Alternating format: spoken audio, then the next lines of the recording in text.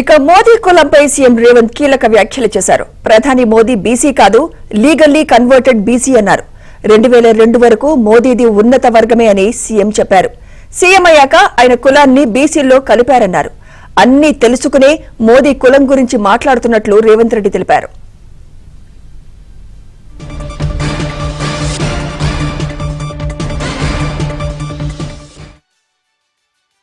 మోడీ గారు నేను బీసీని అంటాడు. మోడీ గారు వాస్తవంగా బీసీ కాదయా, లీగల్లీ కన్వర్టెడ్ బీసీ.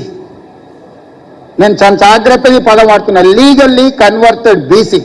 2001 వరకు ఆయన ముఖ్యమంత్రి కానంత వరకు ఆయన కులము గుజరాత్ రాష్ట్రంలో ఉన్నత వర్గాలలో ఉండే. ఆయన ముఖ్యమంత్రి అయినాక ఆ కులాన్ని తీసుకొచ్చి బీసీలో కలుపుకున్నాడయా చట్టం చేసి. ఆయన పుట్టుకతో బీసీ కాదు, నరేంద్ర మోడీ గారు పుట్టుకతో బీసీ కాదు, పుట్టుకతో ఉన్నత కులము. కానీ 2001లో ఆయన ముఖ్యమంత్రి అయిన తర్వాత ఆయన కులాన్ని తీసుకొచ్చి బీసీ కులాలలో కలిపి మీ దాంట్లో ఇత్తేసి పొత్తుగూడిండు. ఇక మీ ఇష్టం, ఆ పైన మీ ఇష్టం.